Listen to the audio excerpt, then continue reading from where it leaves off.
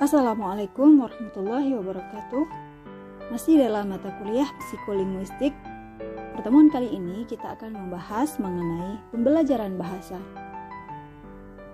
Pembelajaran bahasa mengacu pada proses pemerolehan bahasa kedua setelah seorang kanak-kanak memperoleh bahasa pertamanya. Masalah bahasa kedua ini ada pakar yang menyebut dengan istilah pembelajaran bahasa dan ada pula yang menyebut dengan istilah pemerolehan bahasa. Disebut pembelajaran bahasa karena diyakini bahwa bahasa kedua dapat dikuasai hanya dengan proses belajar dengan cara sengaja dan sadar. Hal ini berbeda dengan penguasaan bahasa pertama atau bahasa ibu yang diperoleh secara alamiah.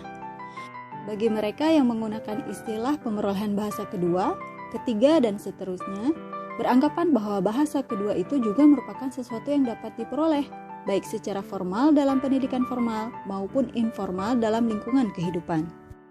Ini biasa terjadi pada masyarakat yang bilingual atau multilingual. Untuk penggunaan istilah bahasa ibu juga perlu kehati-hatian. Bahasa ibu bukanlah bahasa yang dikuasai oleh si ibu sejak lahir, melainkan bahasa yang digunakan oleh orang tua, khususnya ibu ketika berkomunikasi dengan anaknya sejak anak itu lahir. Berikutnya dua tipe pembelajaran bahasa. Tipe yang pertama adalah naturalistik, yaitu bersifat alamiah, tanpa guru dan tanpa kesengajaan. Pembelajaran berlangsung di dalam lingkungan kehidupan bermasyarakat. Dalam masyarakat bilingual atau multilingual, tipe naturalistik banyak dijumpai. Belajar bahasa menurut tipe naturalistik ini sama prosesnya dengan pemerolehan bahasa pertama yang berlangsung secara alamiah di dalam lingkungan keluarga atau lingkungan tempat tinggal. Tipe kedua adalah tipe formal, yaitu berlangsung di dalam kelas dengan guru, materi, dan alat-alat bantu belajar yang sudah dipersiapkan. Biasanya hasil yang diperoleh secara formal dalam kelas ini jauh lebih baik daripada hasil yang diperoleh secara natural. Sekarang mari kita lihat sejarah pembelajaran bahasa. Sejarah pembelajaran bahasa ini terdiri atas beberapa tahap. Tahap yang pertama yaitu periode antara tahun 1880 hingga 1920. Pada tahap ini terjadi rekonstruksi bentuk-bentuk metode langsung yang pernah digunakan atau dikembangkan pada zaman Yunani dulu. Metode langsung yang pernah digunakan pada awal abad-abad Masehi direkonstruksi dan diterapkan di sekolah-sekolah. Selain itu, dikembangkan juga metode bunyi atau phonetic method yang juga berasal dari Yunani. Tahap kedua terjadi pada masa antara tahun 1920 hingga 1940. Pada masa ini, di Amerika dan Kanada terbentuk forum belajar bahasa asing yang kemudian menghasilkan aplikasi metode-metode yang bersifat kompromi. Selanjutnya pada tahap ketiga adalah masa antara tahun 1940 hingga 1970, yang kemunculannya dilatar belakangi oleh situasi peperangan, yaitu Perang Dunia II, di mana orang berikhtiar mencari metode belajar bahasa asing yang paling cepat dan efisien untuk dapat berkomunikasi dengan pihak-pihak yang bertikai. Tahap ini secara teori dibagi menjadi 4 periode. Untuk lebih jelasnya, mari kita lihat 4 periode tersebut satu persatu. Yang pertama, periode 1940 hingga 1950, yaitu ditandai dengan lahirnya metode yang dikenal dengan nama American Army Method, yang lahir dari markas militer Amerika untuk keperluan ekspansi perang. Pada periode ini, dalam dunia linguistik muncul juga pendekatan baru yang disebut dengan nama pendekatan linguistik. Pendekatan ini merupakan imbas dari lahirnya pandangan strukturalis dalam bidang kebahasaan. Periode kedua yaitu tahun 1950 hingga tahun 1960. Periode ini ditandai dengan munculnya metode audiolingual di Amerika dan metode audiovisual di Inggris dan Prancis sebagai akibat langsung dari keberhasilan American Army Method. Metode audiovisual dan audiolingual ini lahir dari pandangan kaum behavioris dan akibat adanya penemuan alat-alat bantu belajar bahasa. Yang menjadi landasannya adalah teori stimulus responsnya Skinner. Selanjutnya periode 1960 hingga 1970. Periode ini merupakan awal runtuhnya metode audiolingual dan audiovisual dan mulai populernya analis kontrastif yang berusaha mencari landasan teori dalam pengajaran bahasa. Yang keempat adalah periode 1970 hingga 1980. Periode ini merupakan periode yang paling inovatif dalam pembelajaran bahasa kedua. Konsep dan hakikat belajar bahasa dirumuskan kembali.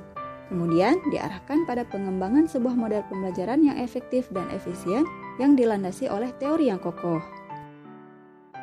Baik, sekarang kita lanjut ke hipotesis-hipotesis pembelajaran bahasa. Yang pertama, hipotesis kesamaan antara bahasa pertama dan bahasa kedua.